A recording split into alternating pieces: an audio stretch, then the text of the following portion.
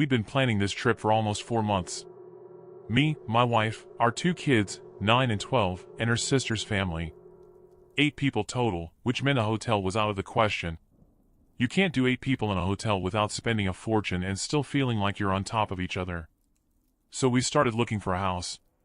Something with space, a yard, ideally near water. The kids had been asking about a lake since February, and we figured this was the year to actually make it happen. We found the place on Airbnb. Lake house in upstate New York, 5 bedrooms, a dock, a fire pit, kayaks tied up near the shore. The listing photos were good, the kind that look professional without being deceptive.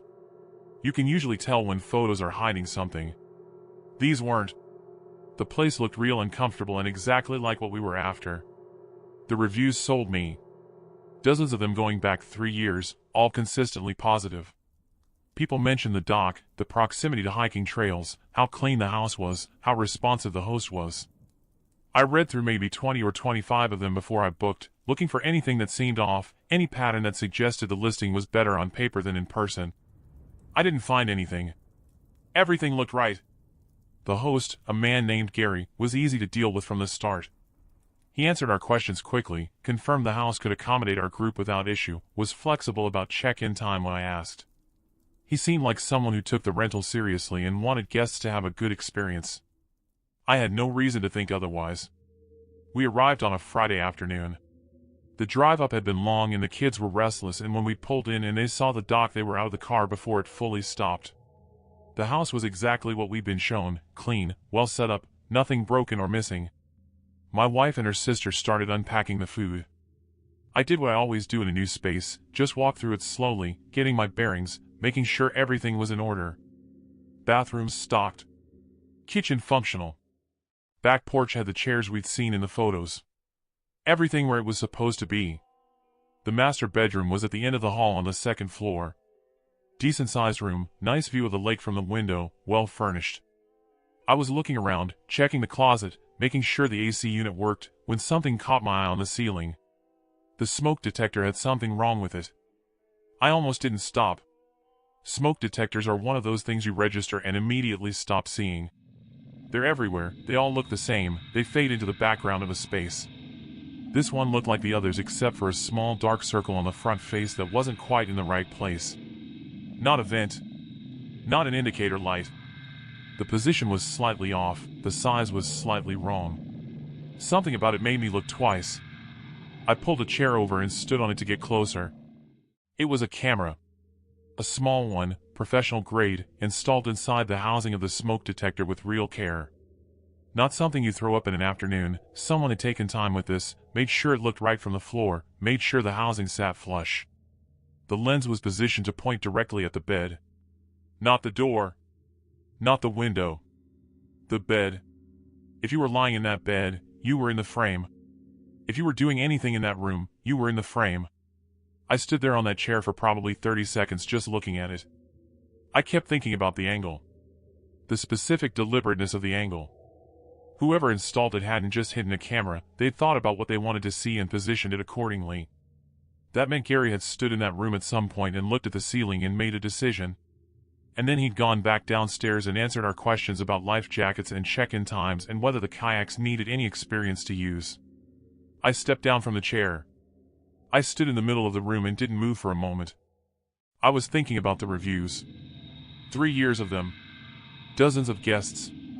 Couples, families, friend groups, all of them cycling through that room, all of them sleeping in that bed. I thought about how many of them had found it and said nothing, too embarrassed, too unsure of what they were seeing, not wanting to ruin the trip. I thought about whether Gary was somewhere watching a live feed right now, seeing me standing in his bedroom with his smoke detector in my hands. I took the detector down and put it face down on the dresser. Then I went to the door and stood there for a second, listening. Then I called my wife in and closed the door behind her. I pointed at it without saying anything. She looked. She took a step closer. She put her hand over her mouth. Neither of us said anything for a while. She asked me what we should do. I said we needed to get everyone out of the house first and figure it out from the driveway. She nodded. We both understood without saying it that we weren't going to explain this to the kids right now. I told them we needed to grab something from the car. Got everyone moving. Once we were outside, I pulled my wife's sister aside and asked her to take the kids down to the dock. Just keep them occupied. Give me a few minutes. Then I called Airbnb. The call was efficient in a way that bothered me more than the camera had. They were apologetic, yes, but also practice. Report submitted, host flagged, refund initiated, authorities notified. Each step came out smooth and sequential, no hesitation, no confusion about what to do next. This wasn't a situation they were improvising their way through. This was a procedure they'd built because it came up enough to need one.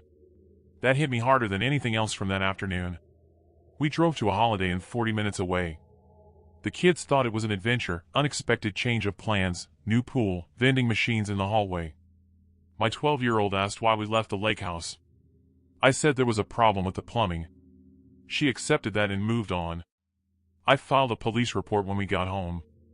The detective I spoke with told me hidden cameras in short-term rentals come across his desk with more regularity than most people would expect. He said the hard part is that most guests never find them. Most people don't look up at the smoke detector. They look at the bed, the kitchen, the view from the window. They don't look up. He said Gary had probably been running that listing for 3 years because nobody had bothered to stand on a chair and look closely at that particular circle on that particular ceiling. Most guests never find them. I think about that a lot. Not just about cameras, about how much we move through without actually examining. How many spaces we sleep in and trust completely by default. I check every rental now. Every smoke detector, every alarm clock, every USB charger, every air purifier, every picture frame positioned toward the bed. Before I put my bag down. Before I do anything else. My wife checks too. She's faster at it than I am now. Our kids think it's a game we play in new places. Find the thing that doesn't belong. It's not a game. But it's easier if they think it is. I travel alone for work about 6 times a year, sometimes more. I've been doing it long enough that it's completely automatic, same bag packed the same way, same routines in whatever city I land in, same way of settling into a temporary space and making it functional for a few days. I don't overthink accommodation.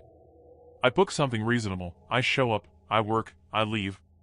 I prefer rentals over hotels when the stay is longer than 2 nights. More space, a kitchen, something that feels less like a waiting room. I've probably stayed in 50 or 60 short-term rentals over the years. The vast majority were completely unremarkable, which is exactly what you want. The apartment was in Portland, Oregon. 1 bedroom on the 3rd floor of a converted Victorian house on the east side of the city. Good reviews, solid host ratings, reasonable price for 5 nights. A man named Paul met me at the door on a Tuesday afternoon, late 40s, pleasant, walked me through the space efficiently. Where the extra towels were, how the heating worked, the Wi-Fi password. 10 minutes and he was gone. I set up my laptop and got ready for the next day. The first night I noticed a smell in the bedroom. Not a bad smell. Nothing that would make you think the place hadn't been cleaned properly. It was just present. Personal in a way that didn't match a recently vacated rental. The kind of smell that belongs to a specific person, that builds up in a space over time and doesn't fully leave just because someone changed the sheets and ran a mop. I told myself it was from the previous guest, opened the window, went to sleep. Reasonable explanation. I didn't think about it again. Second day I was in meetings from 8 in the morning until almost 8 at night. I came back tired, went to the kitchen to get a glass of water, and the faucet was running. Not dripping. Running. A slow but steady flow, the kind you'd hear from the other room. I stood there and looked at it. I hadn't left it running. Turning off the tap is so automatic I don't even register doing it. I turned it off and stood there for a moment. Then I messaged Paul through the Airbnb app. I asked, as neutrally as I could manage, whether anyone had access to the apartment during my stay. He said no, his property manager would never come in without notice first, and he'd remind her just in case. He was responsive and apologetic. I thanked him and let it go because it was a plausible explanation and I had nothing solid to push back with. But I didn't fully let it go. I went through the apartment before I went to bed that night, checking the windows, the front door, looking in the closets. Everything locked, everything normal. I felt a little foolish doing it. But I did it. Third night I woke up at 2 a.m. Not to an alarm, not to traffic. I woke up to a sound inside the apartment. A single sound, a drawer closing, slowly, the way you close a drawer when you're trying not to wake someone in the next room. Deliberate. Controlled. I lay completely still. I didn't move, didn't speak, didn't reach for my phone. I just listened. Nothing followed it. After several minutes of nothing, I got up and went through the apartment with my phone flashlight. Front door locked. Windows locked. Couch cushion had a faint impression that may or may not have been there before. I couldn't tell. I moved the desk chair under the bedroom door handle. Went back to bed. Told myself old Victorian buildings make sounds, wood settles, pipes shift. I said it to myself clearly and I didn't believe a word of it. But it was 2 a.m. and I had a full day ahead and there was nothing I could act on from where I was standing. So I lay there and waited for morning. Fourth morning I went to the kitchen to make coffee and found grounds in the sink. Not mine. I use a French press. I'd cleaned it up the night before and there was nothing left in it. These grounds were different. Coarser, from a drip machine. The apartment didn't have a drip machine. Someone had made coffee in my kitchen sometime between when I fell asleep and when I woke up, washed the grounds down the drain, and left through whatever way they'd come in. I packed my bag and checked out that morning. I didn't wait for the fifth night. Airbnb investigated and found that Paul had access to a secondary entrance, a basement door that connected to the building's utility corridor and from there to a stairwell that could reach each floor. Not mentioned in the listing. Not in the description, not in the house rules, not anywhere. His account was removed. What I think about most isn't any single thing he did. It's the accumulation of it. The smell the first night. The faucet the second day. The drawer at 2 a.m. The coffee grounds. For separate moments, each one small enough to explain away on its own, each one slightly larger than the one before. Like he was testing how much I would accept before I stopped explaining it away. Or maybe he wasn't testing anything. Maybe he just wasn't careful enough and I was paying closer attention than most. I don't know which is worse. What I know is that for 3 nights I slept in that apartment while someone else also had a way in. On the 4th night I knew. I lay there in the dark with a chair wedged under the door handle and I did not sleep at all. This was supposed to be our honeymoon. The real one, Italy the following summer, we'd been planning for over a year. But the wedding was in October and waiting 9 months felt wrong, so we found a farmhouse in Vermont for a long weekend. 3 bedrooms, a wood stove, apple trees in the yard. The host, a woman named Margaret, left a welcome note on the kitchen counter, a handwritten list of local restaurants, and a bottle of wine she'd chosen specifically for us. My wife read the note twice and said it felt like someone who genuinely cared about the space. I agreed. Everything about arriving felt exactly right. We noticed the locked door the first afternoon. Hallway off the kitchen. Plain wooden door that matched every other interior door in the farmhouse, same age, same paint, same hardware. Except for a padlock on a metal hasp that had clearly been added more recently. The wood around the screws was still pale, not yet weathered to match the rest. Handle turned but the door didn't open. I assumed it was storage. Hosts keep locked rooms and rentals all the time, personal belongings, off-season equipment, things they don't want guests getting into. Completely normal. I mentioned it to my wife and we moved on. Second morning I was up early making coffee. My wife's still asleep, the farmhouse cold and quiet the way old places get overnight in October. I was standing at the counter when I heard something behind that door. Not a small sound. Something with weight to it, shifting or sliding against the floor. Not a creak, not pipes, something that moved because it chose to move. I put my coffee down and stood very still and listened.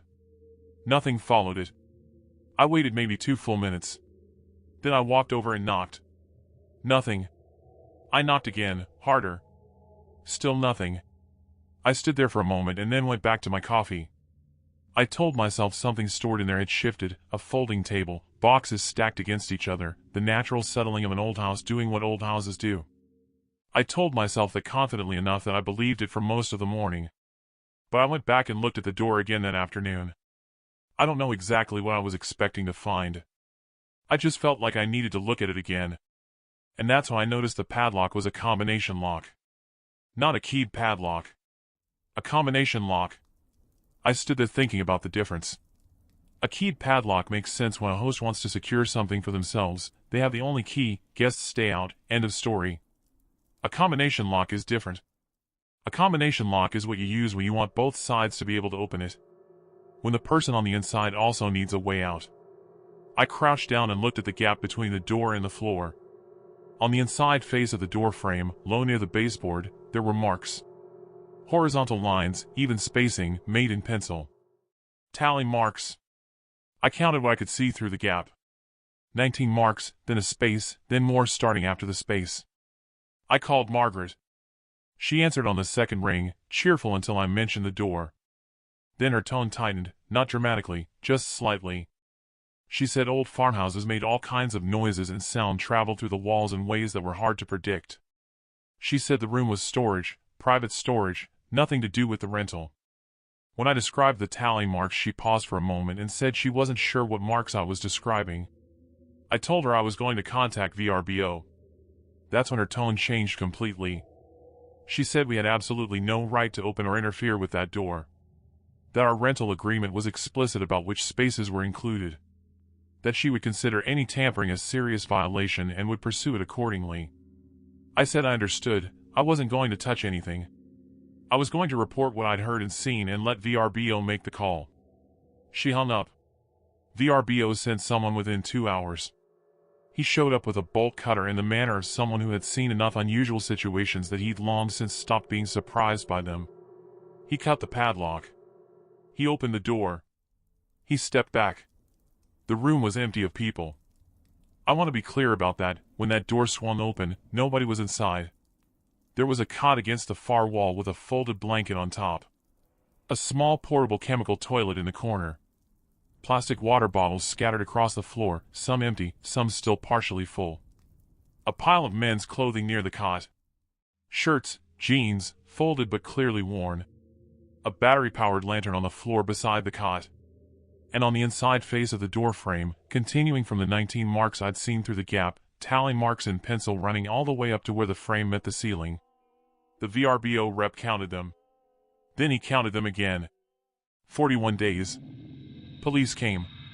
We were asked to leave and did. An investigator called the following week with questions. We answered everything. They told us the case was ongoing and they couldn't share details. We never heard anything further. My wife and I talk about that weekend sometimes. Not often, but we come back to it. The sound on the second morning. The combination lock. The water bottles, some empty, some not. What 41 marks on the inside of a door frame means in terms of how long someone was in there. And what it means that the farmhouse had been taking bookings the whole time that door was closed. We haven't been back to Vermont. There were 6 of us. Long weekend in the Smoky Mountains, one of those trips that lives in a group chat for months and somehow actually happens. We were all in our early 30s, all needed a break, and the plan was simple: cabin, fire, no obligations, no one asking anything of us for 3 days. The cabin was perfect. Remote enough to feel like you'd actually left, close enough to Gatlinburg that grocery runs weren't a whole thing. Host named Dale had left a welcome basket, local honey, some snacks, and a handwritten card listing his favorite trails and where to watch the sunset. First evening was exactly what it was supposed to be. Fire going, mountains in the last of the light, a group of people who genuinely liked each other and had nowhere to be. The neighbor introduced himself around 7. He came out of the tree line to the east, not from the road, from the trees themselves, walking with the unhurried ease of someone who knew every foot of that ground by memory. A man in his 60s, lean and weathered, the kind of face that spent a lot of years outdoors. He said his name was Earl. Said he'd been living next door for 30 years and made a habit of introducing himself to new folks when Dale had guests. We offered him a beer. He said no thanks but stayed and talked for about 20 minutes, history of the area, good trails for the morning, where the deer came through at dawn. He was genuinely interesting, completely at ease, and when he left we all agreed he was exactly the kind of neighbor you'd want next to a cabin in the mountains. I started thinking about it later that night. During the conversation, Earl had described one of my friends. Not by name, by appearance. He'd mentioned her jacket. A light blue fleece pullover she'd been wearing when we arrived that afternoon and hadn't put back on since, because it had warmed up and she'd left it hanging on a chair inside. He said it in passing, something casual about noticing what people wore when they came up the drive. I hadn't flagged it in the moment. but lying in bed later I kept turning it over. He'd seen her in that jacket when we pulled in, which meant he'd been watching from somewhere when we arrived. I didn't say anything to the group yet. Didn't want to ruin the trip over what might be nothing. But I was paying attention now. Second day Earl showed up twice. In the morning, two of us were on the porch with coffee and he came out of the trees and chatted for a few minutes, easy and friendly as before. In the afternoon, a few of us had walked down to the creek at the edge of the property and he appeared on a ridge above us and called down a greeting. Both times I noticed he mentioned something specific he shouldn't have been able to know. He asked one of my friends about her drive from a town she hadn't mentioned to anyone. He said something about one of us not feeling well that morning, which was true, but that person had stayed in and hadn't come down to the creek, and there was no way Earl could have seen them. He was watching the cabin. Not just waving from a distance, watching. Long enough and closely enough to know details. I mentioned it quietly to my closest friend that night. She said she'd noticed too. We agreed to say something if it happened again. Third morning I came out early, before anyone else was up. Made coffee, stepped onto the porch. Earl was already there. Not standing at the steps waiting to knock, sitting. In one of the rocking chairs at the far end of the porch, facing the tree line, settled in the way you settle when you've been somewhere long enough to get comfortable. He heard the screen door and turned around and said good morning like this was a completely ordinary thing. I said good morning back. I stood there trying to understand how he'd gotten up there. The porch steps were at the back of the cabin, not visible from his property. There was a stretch of open yard between the tree line and the cabin. He hadn't come from the road. He hadn't knocked. I asked how he'd gotten up here. He said he knew a path through the trees. Friendly, simple, like it was just a mildly interesting fact about the property. I asked him if he had a key to the cabin. He looked at me before he answered, not for long, just a beat, just long enough to choose his words. Then he said no. He'd never had a key to Dale's cabin. He said it clearly and with confidence. The way you say something when the literal statement is accurate and you've decided that's going to have to be sufficient. I called Dale that afternoon while the group was on a hike. I laid out everything, Earl on the porch, the twice daily appearances, the specific details he kept knowing. Dale went quiet. When he spoke he sounded tired, not surprised. He told me Earl was his uncle. Said Earl had been the caretaker of the property for years before Dale converted it to a rental. Said Earl had strong feelings about the land and the cabin and who was on it, and that he tended to take a close interest in guests. I asked Dale directly, does Earl still have a key? Dale said he'd asked Earl to return all the copies when the listing went live. He said he believed Earl had done that. He believed. We left the next morning, a full day early. As we loaded the cars I looked toward the tree line. Earl was standing at the edge of it, watching us. When I caught his eye he raised one hand in a slow wave. Patient. Unhurried. The wave of someone who has watched a lot of groups arrive and leave and is in no hurry about any of it because he knows the land isn't going anywhere. And neither is he. I left a detailed review for Dale. It's still up, last I checked. Earl isn't mentioned anywhere in the listing. Monday morning I opened the refrigerator to grab a water and something was wrong. There was an open container of hummus inside. Not mine. I hadn't stopped anywhere after the airport the night before, came straight to the apartment, confirmed the door code worked, put my bag down, went to sleep. The container was cold, lid replaced but not fully sealed. I looked at the date.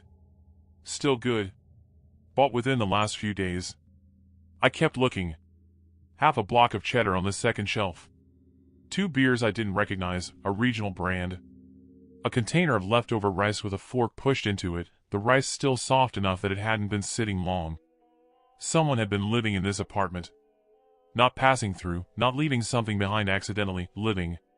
Keeping food in the fridge and expecting to come back to it. I should back up. I travel for work regularly, a few times a month, usually 2 to 4 nights. The apartment was a 1-bedroom in Nashville, booked through Airbnb for Sunday to Wednesday. The listing calendar showed no other bookings for the 2 weeks before I arrived. First guest in 14 days. I hadn't given that any thought when I booked. Some rentals go through slow periods. Hosts are sometimes selective. 14 days felt unremarkable. I got there Sunday night after a long travel day. Confirmed the door code worked, checked the bed had clean sheets, put my bag down. That was it. I didn't look around carefully. I just wanted to sleep. Which is why I didn't notice any of it until Monday morning. I went through the rest of the apartment after I found the food. Slowly, room by room.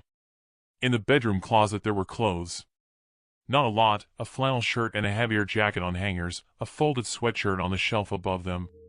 None of it mine. In the bathroom, a toothbrush and a disposable razor that weren't part of the rental's supplied amenities. Behind the nightstand, a phone charger plugged into the outlet, the cable coiled on the floor in that specific way, loose, practical, the way you arrange something you reach for every night without thinking about it. And on the desk, a notepad. The top 2 pages had handwriting on them. A list of some kind, items or names or both, I couldn't tell. Written fast, small, cramped handwriting. I stood over it and tried to read it without touching it. I could make out fragments. What looked like an address. What might have been names. I didn't pick it up. I don't know exactly why, it just felt like I shouldn't disturb it. I messaged the host. Trevor. I described what I'd found, specifically and without editorializing. He said the apartment had been empty for 2 weeks and he couldn't explain what I was describing. He said he'd look into it. He seemed genuinely confused, not defensive, not trying to manage me. Just confused. Which I sat with for a moment. Confused meant he didn't know. And if he didn't know, whatever had been happening in that apartment had been happening entirely without his awareness. I went to work. Full day, back-to-back meetings, didn't look at my phone much. I came back at 6:30. The hummus was gone. The cheese and the beers and the rice, gone. The clothes from the bedroom closet, gone. The toothbrush and razor from the bathroom, gone. The charger from behind the nightstand, gone. The notepad on the desk had been flipped forward to a clean page. Not removed. Not thrown away. Just turned to a blank sheet, as though the first 2 pages had never had anything written on them. I stood in the middle of the apartment and looked around at all the empty spaces where things had been that morning. Someone had come in while I was at work and gone through every room and removed every trace of themselves. Carefully. Completely. They knew exactly what they'd left and exactly where it all was. I called Trevor from the parking lot. I didn't go back inside.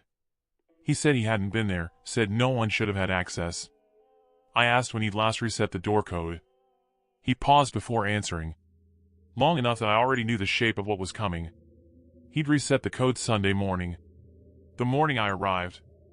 Which meant the previous code had been active until then, for 2 full weeks, the same code, unchanged.